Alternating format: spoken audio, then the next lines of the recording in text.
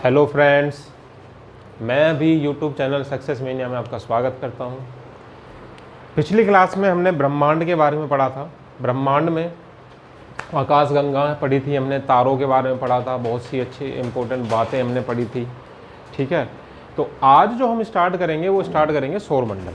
आज जो हम पढ़ेंगे वो किसके बारे में पढ़ेंगे? सौरमंडल के बारे में। और सौरमंडल स्टार्ट करने से पहले सौरमंडल के बारे में अगर हम पढ़ेंगे तो यहाँ आप सभी लोग जानते हो कि हमें सारे ग्रह के बारे में पढ़ना है, हर ग्रह की विशेषता पढ़नी है। उससे पहले हमें क्या पढ़ना है? उससे पहले हमें सूर्य के बारे में पढ़ना है। सौरमंडल में किसके बारे में पढ़ना है? सबसे पहले हमें सूर्य की बातें जब पता होंगी सारी, तभी हम आगे ग्रह के बारे में समझेंगे। तो आज जो हम पढ़ेंगे, आज का हमारा टॉपिक रहेगा सूर्य। ठीक है, तो सूर्य के बारे में अगर हम पढ़ें तो सबसे पहले हेडिंग हमारा जो आज चैप्टर है उसकी हेडिंग आप डाल लेंगे सौरमंडल।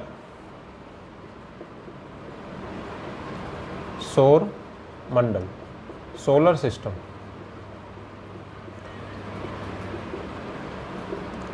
और सबसे जो आज हमें इसमें मेन टॉपिक जो सबसे पहले पढ़ना है वो है आज सन। सन मीन्स सूर्य, जिसके बारे में थोड़ा सा हमने पिछली क्लास में भी डिस्कस किया था, लेकिन ज़्यादा डिस्कस नहीं किया था। तो आज थोड़ा सा इसको हम ज़्यादा डिटेल में डिस्कस करेंगे और बहुत अच्छी अच्छी बातें इसके बारे में हम पढ़ेंगे। देखिए, पिछली क्लास में ये आपने पढ़ा कि सूर्य जो है वो क्या है? एक तारा है। ठीक है, और पृथ्वी के सबसे नज़दीक का तारा है। सबसे चमकीला तारा भी कौन सा है? सूर्य।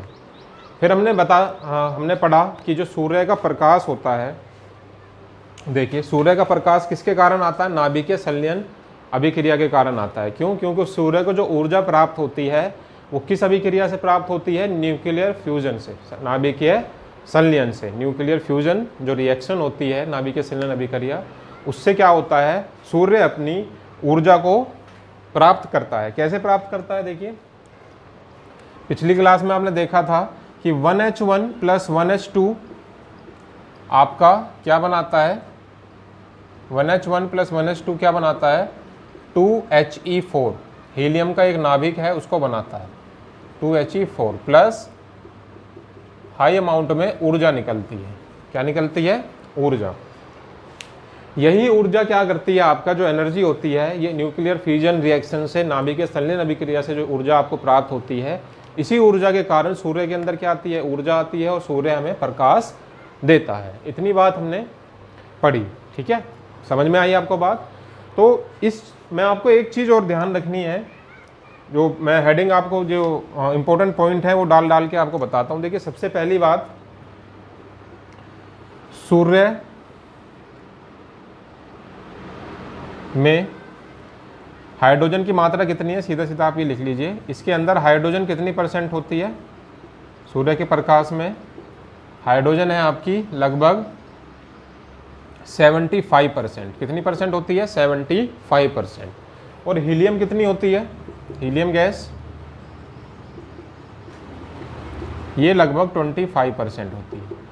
ठीक है, थोड़ा बहुत परसेंटेज में, पॉइंट में अंतर है, जो कुछ अलग गैसें में भी आ जाता है, लेकिन आप मोटा मोटा याद रखिए कि 75 और 25 का रेशियो चलता है। तो आपकी हाइड्रोजन कितनी है? 75% है, और हीलियम कितनी है? 25% है। हाइड्रोजन के जो आपके समस्थानिक हैं, जो आइसोटोप्स हैं, 1H1 + 1H2 जो आपने देखा, ये आइसोटोप्स हैं हाइड्रोजन के, जिसमें एक आपका क्या है? प्रोटियम ड्यूटेरियम जो होता है।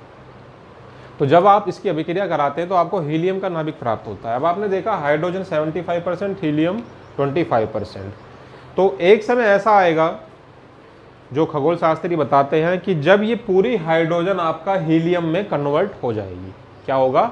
जब ये पूरी हाइड्रोजन हीलियम में कन्वर्ट हो जाएगी, बदल जाएगी, तो उस समय हमारा सूर्य समाप्त हो जाएगा, सूर्य का अंत हो जाएगा। ठीक है, क्या बता रहा हूं मैं आपको कि जब ये क्योंकि हाइड्रोजन 75% है और ये आपका हीलियम को बनाती रहती है अंदर, जिससे ऊर्जा और प्रकाश निकलता रहता है सूर्य का। लेकिन एक समय ऐसा भी आएगा जब ये हाइड्रोजन पूरी तरह से समाप्त होकर किसमें बदल जाएगी? हीलियम में। और जिस समय ये हाइड्रोजन खत्म हो जाएगी, समाप्त हो जाएगी, उस समय आपका क्या होगा? सूर्य भी समाप्त हो जाएगा, सूर्य की लाइफ खत्म हो जाएगी।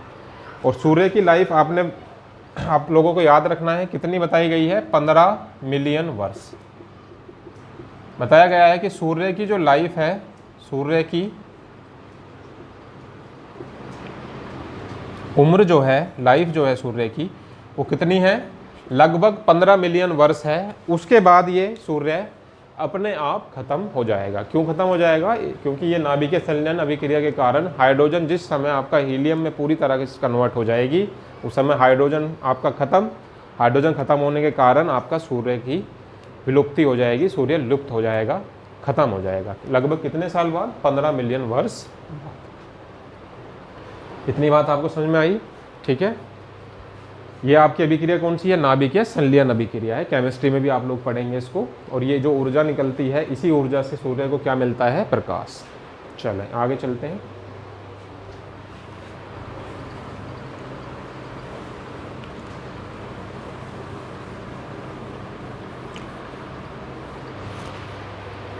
Structure of sun. अगला जो हम पढ़ेंगे वो क्या है हमारा? Structure of sun. Structure of sun, सूर्य की संरचना।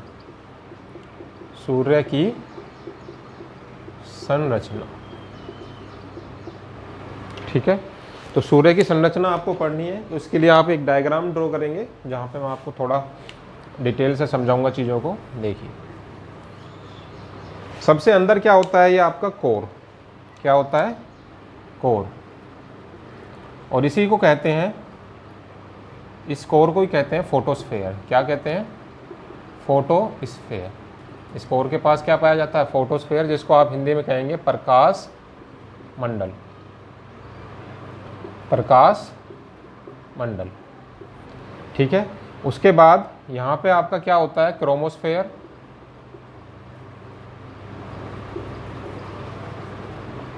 जिसको आप कहते हैं वर्णमंडल। क्या कहते हैं? वर्णमंडल। और लास्ट वाली जो है आपकी, ये है कोरोना। कोरोना वो बीमारी नहीं है जो इस समय चल रही है, ये कोरोना एक परत है सूर्य की बाहरी, ठीक है। क्योंकि कोरोना जो वर्ड है ये बहुत ही नेगेटिव वर्ड है इस वर्ष हमारा।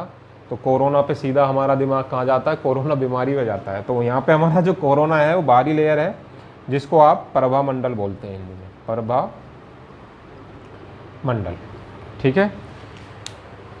प्रभा मंडल। अब देखिए, फोटोस्फेयर क्या है? जो अंदर की परत होती है सूर्य की, उसको हम क्या बोलते हैं? प्रकाश मंडल, ठीक है। उससे बाहर जब आप आते हैं तो क्या है? वनमंडल। वनमंडल क्या होता है? हल्के लाल रंग का होता है, ठीक है। और इसके यहाँ क्या होता है? हाइड्रोजन की उपस्थिति होती है। हाइड्रोजन गैस यहाँ पर पाई जाती है वनमंडल के अंदर, और ये कुछ हल्का लाल रंग जैसा दिखाई पड़ता है। कौन सी परत? कौन सा है आपका? वनमंडल जो परत है सूर्य की, जो स्ट्रक्चर में आप देखेंगे वनमंडल में, तो वहाँ कुछ हल्का लाल रंग का ये होता है, और इसके अंदर हाइड्रोजन की उपस्थिति होती है। लास्ट है आपका प्रभामंडल, कोरोना, बाहरी मंडल है। इसमें क्या होता है? ये जो हमारा हिस्सा है, ये हमें आपका सूर्य ग्रहण के समय दिखाई देता है। अब सूर्य ग्रहण क्या होगा वो भी आज ही हम पढ़ेंगे, ठीक है। तो सूर्य ग्रहण के समय हमें सूर्य का कौन सा हिस्सा दिखाई देता है? कोरोना। और वैसे अगर हम देखें तो प्रकाश मंडल जो है वो सूर्य का ऐसा भाग है जो हमें दिखाई पड़ता है। लेकिन सूर्य ग्रहण के समय हमें सिर्फ कौन सा हिस्सा दिखाई देता है? कोरोना, प्रभामंडल। और वैसे अगर देखा है बिना सूर्य ग्रहण के देखें तो कौन सा हिस्सा दिखाई देता है सूर्य का? प्रकाश मंडल, ठीक है। अब इसमें कुछ और महत्वपूर्ण बात, इसके सेंटर के अंदर, इसके सेंटर में अगर आप देखें, यहाँ पे टेम्परेचर कितना होता है? तापमान कितना होता है सूर्य का? लगभग 15 मिलियन डिग्री सेल्सियस। कितना ताप होता है केंद्र में? सूर्य के केंद्र में लगभग 15 मिलियन डिग्री सेल्सियस तक तापमान होता है। कितना तापमान पाया जाता है केंद्र में? लगभग 15 मिलियन डिग्री सेल्सियस, ठीक है। बात समझ में आ रही है आपके? उसके बाद अगर हम देखें इसमें, इसका जो आपका सतह है, जो आपका सरफेस है, उस सरफेस पे टेम्परेचर कितना होता है? सरफेस के अंदर आप देखें तो सरफेस के अंदर आपको मिलेगा टेम्परेचर, इसको अलग उससे मार्कर से मैं लिख देता हूँ जिससे आप लोग, जो सरफेस है इसका सतह, तो सतह का क्षेत्र, सतह का ताप कितना होगा आपका सूर्य का? सूर्य के जो आपका सरफेस है उसका टेम्परेचर कितना होगा? 6000 डिग्री सेल्सियस। वैसे तो इसको 5780 बोलते हैं, 5780 दिया हुआ है बुक्स में, लेकिन आप मोटा मोटा इसको याद रखते हैं 6000 डिग्री सेल्सियस। ये क्या है आपका, दिख रहा है ना सभी को, सूर्य की सतह का ताप। सूर्य की जो सतह है उस पर कितना ताप मिलता है, 6000 डिग्री सेल्सियस, और केंद्र में सूर्य का कितने ताप है, 15 मिलियन डिग्री सेल्सियस। और ठीक है, देखिए यहाँ पे क्या होता है, सूर्य के अंदर एक स्पॉट्स आ जाते हैं, धब्बे आ जाते हैं, जिसको आप क्या कहते हैं, सौर कलंक। ये जो सौर कलंक होता है, सूर्य के अंदर जो धब्बे होते हैं छोटे छोटे, ये जो सूर्य कलंक, जिसको आप सौर कलंक बोलते हैं, सूर्य का कलंक बोलते हैं, ये इस सूर्य के सबसे ठंडे भाग होते हैं। क्या बता रहा हूँ, देखिए मैं, जो आपका ये छोटे छोटे इसमें यहाँ क्या होते हैं, ये होता है आपका सौर कलंक। क्या होता है, सौर कलंक। ये स्पॉट होते हैं सूर्य के अंदर छोटे छोटे, जिसको आप क्या कहते हो, सौर कलंक। ये सबसे ठंडे भाग होते हैं सूर्य के, और इनका टेम्परेचर होता है लगभग 1500 डिग्री सेल्सियस। ठीक है, सौर कलंक क्या होता है, सूर्य के अंदर जो स्पॉट होते हैं, छोटे छोटे धब्बे जो होते हैं, इसको आप सौर कलंक बोलते हैं। और ये पूरे सूर्य के सबसे ठंडे भाग होते हैं, जिनका तापमान लगभग 1500 डिग्री सेल्सियस होता है। ठीक है, तो ये आपने क्या पढ़ा, स्ट्रक्चर पढ़ा सन का। एक बार फिर हल्का सा जल्दी जल्दी हम व्यू ले लेते हैं। देखिए इसका पूरा ओवरव्यू करते हैं। प्रकाश मंडल अंदर की सतह, क्रोमोस्फेयर से बाहर की सतह, और प्रभा मंडल सबसे बाहर की सतह। जो हमें नॉर्मल दिनों में हमें दिखाई देता है, सामान्य दिनों में हमें कौन सा हिस्सा दिखाई देता है सूर्य का, प्रकाश मंडल। ठीक है, उसके बाद जब हम अगले मंडल पे आए, वन मंडल पे, हमने देखा ये कुछ लाल रंग का होता है, और यहाँ पे हाइड्रोजन की उपस्थिति होती है। सबसे बाहरी मंडल है हमारा प्रभा मंडल, कोरोना। ये वो हिस्सा है हमारे सूर्य का जो हमें केवल सूर्य ग्रहण पर दिखाई देता है। जब सूर्य ग्रहण पड़ेगा तो बाकी कोई हिस्सा नहीं दिखाई देगा सूर्य का, केवल क्या हिस्सा दिखाई देगा, प्रभा मंडल। ठीक है, फिर हमने देखा कि केंद्र के अंदर, सूर्य के केंद्र में कितना तापमान होता है, 15 मिलियन डिग्री सेल्सियस तापमान होता है केंद्र में। फिर इसकी सतह पर आ जाएं, अगर सरफेस पे आ जाएं, तो सरफेस का टेम्परेचर कितना होता है, 6000 डिग्री सेल्सियस, 6000 डिग्री सेल्सियस। और इस सूर्य के अंदर कुछ स्पॉट्स होते हैं जिन्हें सौर कलंक कहा जाता है, जो कि इसके कुछ ठंडे भाग होते हैं सूर्य के। पूरे सूर्य के अंदर जो सबसे ठंडा भाग है वो सौर कलंक है, जिसका तापमान कितना रिकॉर्ड किया जाता है, लगभग 1500 डिग्री सेल्सियस। इनका तापमान कितना है, 1500 डिग्री सेल्सियस। तो जल्दी से स्क्रीनशॉट ले लें इसका। चलिए, ले लिया होगा सभी ने। अब अगला उसमें देखते हैं। समझ में आ रहा है ना आप लोगों के। देखो, मेरी कोशिश यही रहती है आप लोगों के लिए कि जितनी भी चीज़ें हैं आपकी कोई छूटे ना, जितनी भी इम्पोर्टेंट चीज़ है वो ना छूटे। आपको ये पता हो कि हाँ, सूर्य के अंदर कौन सी परत कहाँ पर है, किस परत का कितना टेम्परेचर है, किस परत की क्या विशेषता है। अब मैं आता तो आपको सीधा सौरमंडल पढ़ाने लग जाता, ग्रह पढ़ाने लग जाता, लेकिन आपको जब सूर्य के बारे में नहीं पता होगा तो सौरमंडल के बारे में क्या बात करें। चलिए, ठीक है, तो स्टेप बाय चलेंगे और अच्छे से पढ़ेंगे। आप लोग पढ़ेंगे अच्छे से, इसको नोट करके, और क्वेश्चंस लगाएंगे। देखिए, गारंटी है एक क्वेश्चन भी बाहर नहीं मिलेगा आपको पर्टिकुलर टॉपिक्स। ठीक है, बस आप हमें सपोर्ट करते रहिए और पढ़ते रहिए। अगला जो हमें इसमें पढ़ना है, अगला जो टॉपिक है इसका जो हमें आज इसमें पढ़ना है, स्ट्रक्चर हमने पढ़ लिया। अब अगली चीज़ क्या है, देखिए, ये सूर्य है, सूर्य के बारे में पढ़ रहे हैं आज, तो बार बार सूर्य ही बनेगा। इसके बाहर ये देखिए क्या होता है, इस तरीके से आप देखते हो, इसको बोलते हैं सोलर फ्लेयर, सौर ज्वाला। क्या बोलते हैं, सौर ज्वाला। इंग्लिश में आप इसको सोलर फ्लेयर बोल देते हैं, हिंदी मीडियम वाले इसको सौर ज्वाला पढ़ेंगे। ठीक है, सौर ज्वाला होती है सूर्य के बाहर जो आपकी ये लाल रंग की जो किरणें पड़ती हैं, ये इस तरीके से आपका जो आप देख रहे हैं, इसको क्या कहा जाता है, सौर ज्वाला। तो जब ये लाल आपकी जो किरणें होती हैं सूर्य के चारों तरफ जो आपकी होती हैं, ये पृथ्वी के अंदर जब आने लगती हैं, तो जब पृथ्वी के गुरुत्वाकर्षण क्षेत्र में ये आने की कोशिश करती हैं या घुसने की कोशिश करती हैं, तो पृथ्वी के अंदर देखिए क्या है, एक नॉर्थ पोल है, एक साउथ पोल। पोल्स हमने पढ़े हैं।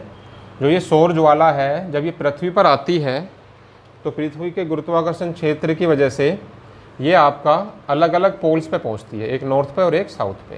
ये नॉर्थ पोल है, उत्तरी ध्रुव है, और ये साउथ पोल है। सबको दिख रहा होगा, ठीक है, आप देखते रहिए इसको आराम से बच्चे, नॉर्थ पोल और साउथ पोल। तो जब ये आपकी सौर ज्वाला ठीक है, इसको मैं थोड़ा सा मिटा दूं, समझ गए सौर ज्वाला को आप। जब ये सौर ज्वाला, इसको छोटा सा आप यहाँ बना लो समझने के लिए, इस तरीके से, ये सन है हमारा। जब ये सौर ज्वाला आपकी पृथ्वी में आती है तो गुरुत्वाकर्षण के कारण ये पोल्स पे पहुंचती है, नॉर्थ पोल पे और साउथ पोल पे। तो जिस समय ये नॉर्थ पोल पे सौर ज्वाला पहुंचती है तो इसको यहाँ पे कहा जाता है, क्या कहा जाता है, देखिए, अरोरा बोरियालिसिस। अरोरा बोरियालिसिस, ठीक है। जब ये सौर ज्वाला पृथ्वी के पोल्स पे पहुंचती है, नॉर्थ पोल पे, तो इसको क्या कहा जाता है, अरोरा बोरियालिसिस। और जब यही ज्वाला आपकी साउथ पोल पे पहुंचती है, दक्षिणी ध्रुव पर पहुंचती है, तो यहाँ इसको बोला जाता है अरोरा ऑस्ट्रेलिसिस। क्या बोला जाता है, अरोरा ऑस्ट्रेलिसिस।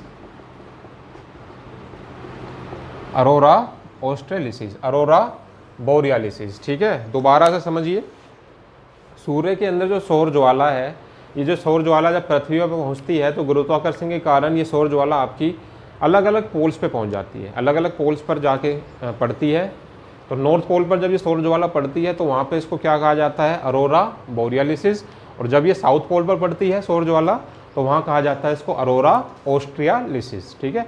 कई बार क्वेश्चन आता है कि सौर ज्वाला को उत्तरी ध्रुव पर किस नाम से बुलाया जाता है, ये किस नाम से पुकारा जाता है। तो आप कहेंगे उत्तरी ध्रुव में तो सौर ज्वाला आपकी क्या थी, अरोरा बोरियालिसिस, और दक्षिणी ध्रुव पे क्या है, अरोरा ऑस्ट्रेलिसिस, ठीक है। बात समझ में आई इतनी सी। सौर ज्वाला जब आपकी ध्रुव पे पहुंचती है तो क्या नाम दिया जाता है, ठीक है। रब कर दूं, चलिए नोट कर लीजिए, फटाफट स्क्रीनशॉट लीजिए जल्दी। ये काम आप जल्दी जल्दी करा कीजिए क्योंकि टाइम वेस्ट नहीं करना हमें, हमारा मकसद सिर्फ पढ़ाई है। और आप लोगों के अच्छे अच्छे कमेंट्स मिलते हैं हमें, आप लोग अच्छे अच्छे कमेंट कर रहे हैं, अप्रिशिएट कर रहे हैं, उसके लिए धन्यवाद आप सभी लोगों का। चलिए देखिए, अगला जो हमें इसमें पॉइंट पढ़ना है वो है हमारा अपसौर और उपसौर क्या होता है। देखिए, अपसौर उपसौर से पहले आप देखिए थोड़ा सा, जो हमारी पृथ्वी होती है वो सूर्य का चक्कर लगाती है, और सूर्य का चक्कर किस उसमें लगाती है, परवलयाकार आकार में लगाती है, जिसको आप इंग्लिश में कहेंगे इलिप्टिकल ऑर्बिटल में। पृथ्वी हमारे सूर्य के चारों ओर इलिप्टिकल ऑर्बिटल में घूमती है, परवलयाकार ऑर्बिट में, कक्ष में घूमती है, ठीक है। तो उसका मैं एक डायग्राम बना रहा हूँ, देखिए यहाँ पे ये एक डायग्राम बना रहा हूँ। ये मैं आपको क्यों बता रहा हूँ, इसकी आप हेडिंग डाल लेंगे अपसौर व उपसौर। क्या समझना चाह रहे हैं आप लोग यहाँ से, अपसौर व उपसौर। Perihelion, aphelion and perihelion. ये मैं बता रहा हूँ आपका, इंग्लिश मीडियम वालों के क्या बोलते हैं, एपीहेलियन एंड पेरिहेलियन, और वैसे इसको बोलते हैं अपसौर व उपसौर। देखिए केंद्र में क्या स्थित है, सन। ये क्या है आपका, सन है, सूर्य है। अब पृथ्वी को मैं नीला दिखा देता हूँ क्योंकि पृथ्वी नीली है। तो ये पृथ्वी है आपकी जो इलिप्टिकल ऑर्बिट में इसके चक्कर लगाती है, ठीक है। तो यहाँ सन है इलिप्टिकल ऑर्बिट में, या आपको मैं केपलर के नियम जब पढ़ाऊंगा फिजिक्स में वहाँ भी आप देखेंगे। तो आज यहाँ केवल आप इतना समझें, केपलर के ग्रह के नियम हम बाद में समझेंगे। आप ये देखें कि पृथ्वी आपके सन के इलिप्टिकल ऑर्बिट में चक्कर लगाती है, केंद्र में क्या स्थित है आपका, सूर्य। पृथ्वी आपका चक्कर लगा रही है, ठीक है, इस तरीके से घूम रही है। तो यहाँ पे आप देखें, यहाँ पे डिस्टेंस आपका ज़्यादा है, यहाँ पे आपका डिस्टेंस थोड़ा सा कम है, और ये आपका औसत डिस्टेंस है। ये क्या है आपका, एवरेज। ये दूरी ज़्यादा है, ये दूरी आपकी औसत होती है, और ये आपकी कम दूरी है।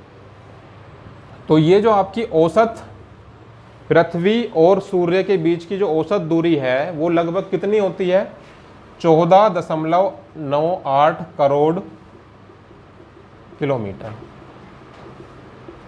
पृथ्वी और सूर्य के बीच की जो औसत दूरी है वो कितनी है, 14.98 करोड़ किलोमीटर। ये आपको याद रखना है, मैं भी बताऊंगा क्यों याद रखना है। सूर्य से और पृथ्वी, ये आपकी क्या है, पृथ्वी है, ये भी पृथ्वी है, ठीक है। इसको आप याद रखना, नीले से मैंने इसलिए बनाया है। सूर्य से पृथ्वी की यहाँ अधिकतम दूरी है जो कि लगभग कितनी होती है, ये आपकी लगभग होती है 15.2 करोड़ किलोमीटर। कितनी होती है यहाँ पे दूरी, सन और अर्थ की दूरी कितनी है यहाँ पे, ठीक है, और यहाँ पे सन और अर्थ की दूरी कितनी है 14.98, और यहाँ पे जो आप देखेंगे यहाँ पे जो दूरी है वो कितनी है, लगभग 14.7 करोड़ किलोमीटर।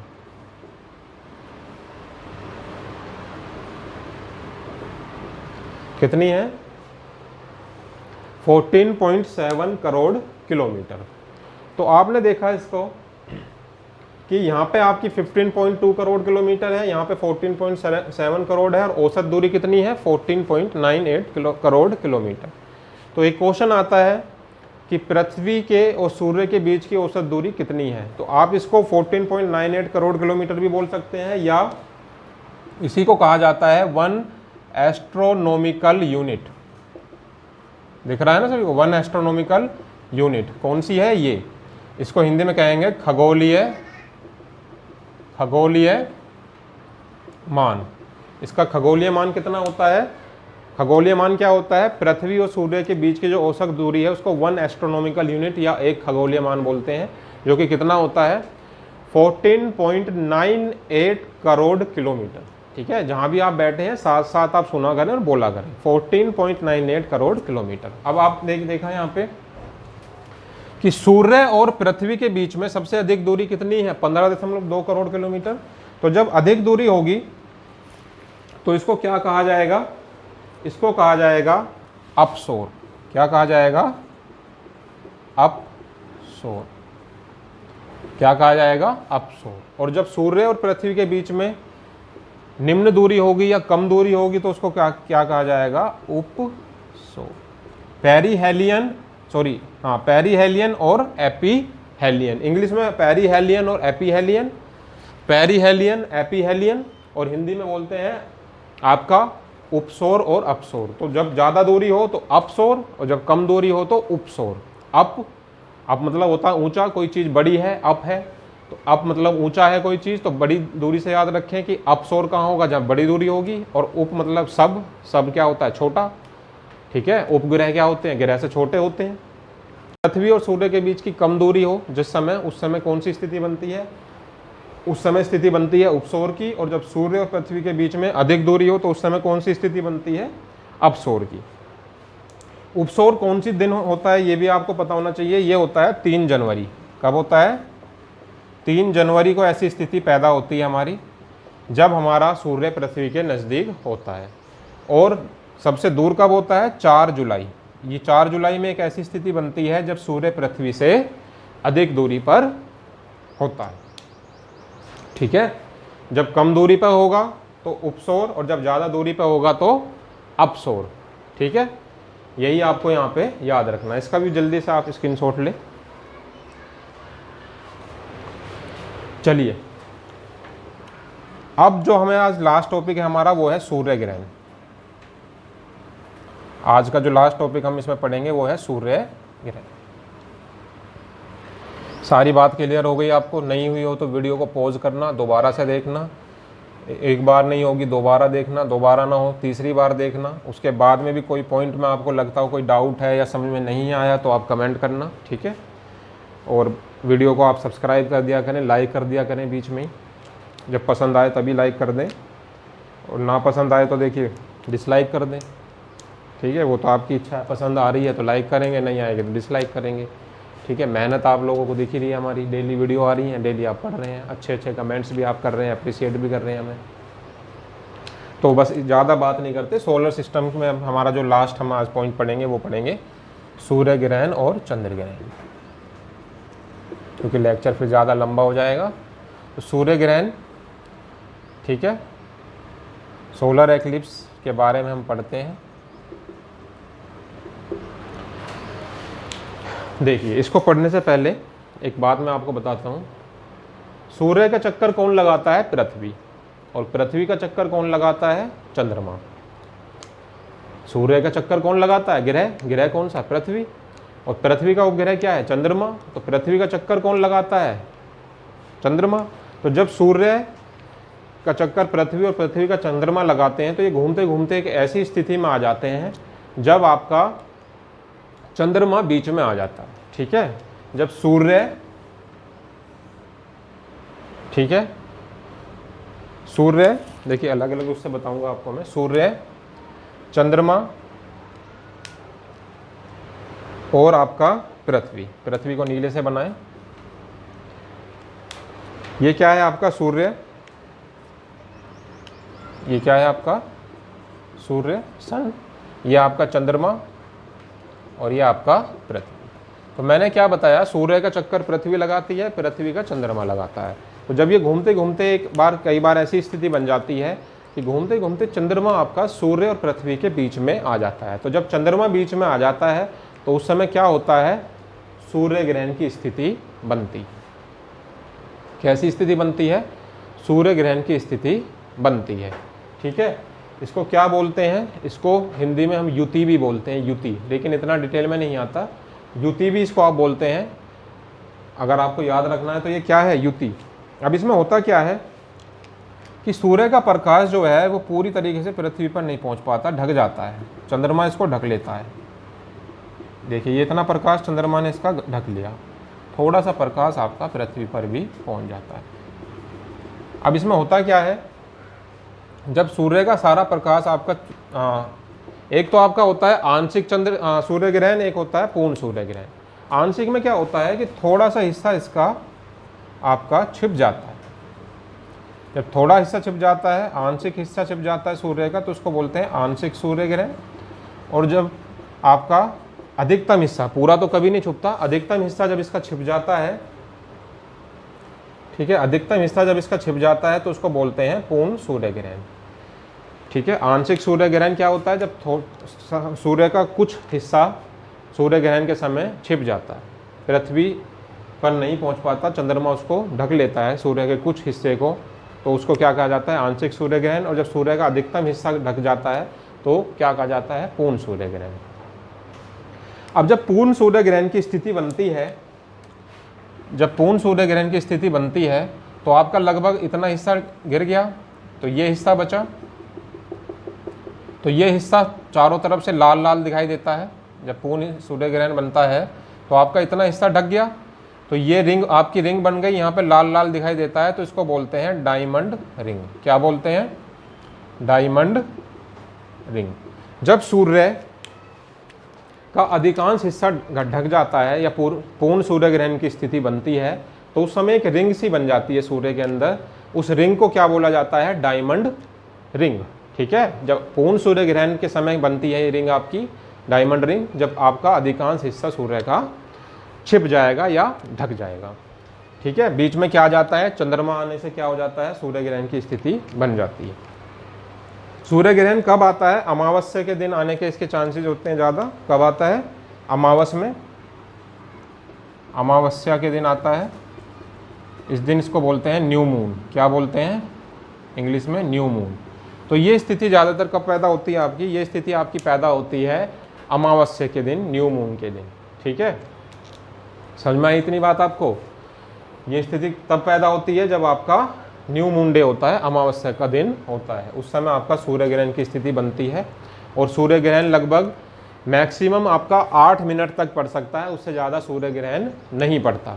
सूर्य का जो मैक्सिमम टाइम है सूर्य ग्रहण का 8 मिनट। 8 मिनट क्या है सूर्य ग्रहण का अधिकतम समय, इससे ज़्यादा समय के लिए सूर्य ग्रहण नहीं पड़ता। ठीक है, और सूर्य का प्रकाश, सूर्य का जो प्रकाश है वो पृथ्वी पर 8 मिनट 16 सेकंड में पहुंचता है। ये सारी पॉइंट आपको स्क्रीनशॉट ले लेना, सब नोट करना, सारी चीज़ें इंपॉर्टेंट हैं, सब चीज़ें आपको याद होनी चाहिए। ठीक है, सूर्य ग्रहण की स्थिति कब बनती है, जब चंद्रमा बीच में आ जाए, चंद्रमा पृथ्वी का चक्कर लगाता है। ठीक है, मैंने आपको सब समझाया, आप वीडियो को पॉज करके दोबारा देखना, समझ में ना आए तो। आंशिक सूर्य ग्रहण की स्थिति। और एक और बात जो मैंने आपको पीछे भी बताई, आप चाहें तो फिर से यहाँ लिख लें कि सूर्य ग्रहण के समय, सूर्य ग्रहण के समय सूर्य का कौन सा भाग दिखाई देता है? कोरोना भाग दिखाई देता है। सूर्य ग्रहण जब पड़ेगा उस समय आपका और कोई हिस्सा सूर्य का आपको दिखाई नहीं देगा, केवल कौन सा हिस्सा दिखाई देगा? कोरोना, जिसको आप क्या कहते हैं? प्रभामंडल, या कोरोना ही आप बोल दें इंग्लिश में, तो इंग्लिश में इसका नाम आता है। कभी प्रभामंडल आया नहीं हिंदी में, तो आप इसको याद रखेंगे कोरोना। कोरोना ही आप इंग्लिश में याद रखें, कोरोना ही हिंदी में याद रखें कि सूर्य ग्रहण के समय कौन सा हिस्सा दिखाई देता है? कोरोना का। ठीक है, इसको इस जो ये आपका सूर्य ग्रहण जब पड़ता है, ये सीधी रेखा में आ जाते हैं, तो इस सीधी रेखा में आने को क्या बोलते हैं? युति। लेकिन अगर युति आप याद नहीं भी रखते तो ज़्यादा डिटेल में हो जाएगा, आप चाहे तो छोड़ सकते हैं। वैसे हिंदी मीडियम में क्या बोल लेते हैं उसको? हिंदी में आप याद रखेंगे कि जब तीनों एक ही स्थिति में आ जाते हैं सीधी रेखा में, तो इसको क्या बोला जाता है? युति। ठीक है, युति। अब लास्ट चंद्र ग्रहण, ठीक है, 8 मिनट तक ये मैक्सिमम पड़ सकता है सूर्य ग्रहण, अमावस्या के दिन पड़ता है। और मैक्सिमम समय में कितना टाइम लेती है सूर्य का प्रकाश पृथ्वी पे पहुंचने में? 8 मिनट 16 सेकेंड। तो नोट कर लिया आपने, जल्दी से ले लीजिए इसका।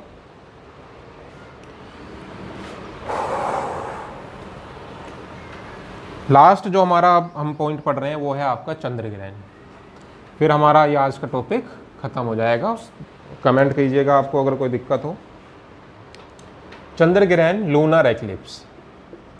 ल्यूनर एक्लिप्स, मैंने सारी चीज़ें आपको पढ़ाने की कोशिश की, समझाने की कोशिश की सूर्य से रिलेटेड, क्योंकि मुझे अगला जो पॉइंट इसमें स्टार्ट करना, अगला जो टॉपिक स्टार्ट करना है वो सोलर मंडल में आपका ग्रह के चक्कर, जो ग्रह आपकी परिक्रमा करते हैं वो याद करना है।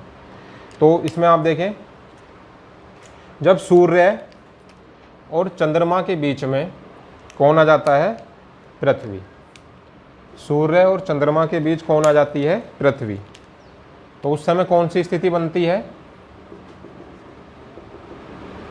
उस समय कौन सी स्थिति बनती है? रेड से दिखा देते हैं इसको, क्योंकि सूर्य है, लाल रंग छोड़ेगा आपका, तो थोड़ा सा आपको समझने में अच्छा लगेगा। जब सूर्य और चंद्रमा के बीच में कौन आ जाती है? पृथ्वी। सूर्य, पृथ्वी और चंद्रमा, तो कौन सी स्थिति बन जाती है आपकी? कौन सी स्थिति बन जाती है? जब सूर्य और चंद्रमा के बीच में पृथ्वी आ जाती है तो चंद्र ग्रहण की स्थिति बन जाती है। और ये आपका क्या कहलाता है? व्युति। इसको क्या कहा जाता है? उसको युति बोला जाता है, इसको व्युति। व्युति मतलब अपोजिशन। ठीक है, व्युति मतलब क्या होता है? अपोजिट, अपोजिशन हो जाता है। तो उसमें आप इतना ध्यान ना दें तो कोई फर्क नहीं पड़ता। आप ये याद रखें कि चंद्र ग्रहण की स्थिति कब बनती है? जब पृथ्वी सूर्य और चंद्रमा के बीच में आ जाती है। ठीक है, और ये कब बनती है स्थिति? ये स्थिति आपकी पूर्णिमा के दिन बनती है, फुल मून के दिन बनती है। ठीक है, कब बनती है? पूर्णिमा के दिन ये स्थिति बनती है, जब आपकी पृथ्वी सूर्य और चंद्रमा के बीच में आ जाती है। और कहा जाता है कि एक वर्ष में अधिकतम 3 बार से ज़्यादा आपका चंद्र ग्रहण नहीं पड़ सकता। ठीक है, ये कहा जाता है कि वह एक वर्ष में 3 बार से अधिक चंद्र ग्रहण की स्थिति नहीं बन सकती, क्योंकि इससे ज़्यादा ये चक्कर नहीं मार पाएगा पूरा 3 बार से ज़्यादा साल में। ठीक है, समझ में आ रही है बात? कौन से दिन होती है ये स्थिति? पूर्णिमा के दिन। सूर्य ग्रहण की स्थिति कब बनती है? अमावस्या के दिन। तो आज मैंने आपको इतना ही पढ़ाया, देखिए ज़्यादा नहीं पढ़ेंगे, आज इतना हम ख़त्म करेंगे। अगले पार्ट में हम इसके ग्रह के बारे में, कौन सा ग्रह कितना आकार में बड़ा है, क्या उपस्थिति है, ये सब हम पढ़ेंगे। आज मैंने आपको सूर्य के बारे में पूरा डिटेल में आपको समझाया, हर एक बात के बारे में आपको समझाया। ठीक है, अपसौर उपसौर के बारे में बताया, सूर्य ग्रहण के बारे में बताया, किस प्रकाश कब पहुंचता है ये बताया, और सूर्य को प्रकाश कैसे ग्रहण होता है ये बताया। तो मैंने बहुत सारी चीज़ें आज आपसे साथ डिस्कस की सूर्य को रिलेटेड। तो अगर आपको वीडियो पसंद आई हो तो आप इसको लाइक करें, सब्सक्राइब करें, बेल आइकन का बटन दबाएं, जिससे कि आपको वीडियो की आपको नोटिफिकेशन मिल जाए। जैसे ही वीडियो आएगी आपके पास नोटिफिकेशन आ जाएगा, अगर बेल आइकन का बटन आप लोग प्रेस करेंगे। ठीक है, कमेंट करें, शेयर करें अपने दोस्तों के साथ, वीडियो को आप अप्रिशिएट करें, कमेंट करें। और टेलीग्राम लिंक आपका दिया गया है डिस्क्रिप्शन बॉक्स में, उसको आप ज्वाइन करें। जैसे ही मेरा विश्व का भूगोल ख़त्म होगा, मैं आप लोगों को बहुत से इससे रिलेटेड क्वेश्चंस कराऊंगा, जो आप लोगों को खुद करने हैं, जो चैनल से जुड़े हुए हैं। आप देखेंगे तो आपको याद होंगे, तो आप लोग करेंगे। और हमारी जो मेहनत है वो सफल होगी जब आप क्वेश्चंस को करेंगे। तो सुरक्षित रहिए, अपना ध्यान रखिए, अच्छे से पढ़ाई करिए, ठीक है। Best of luck, bye.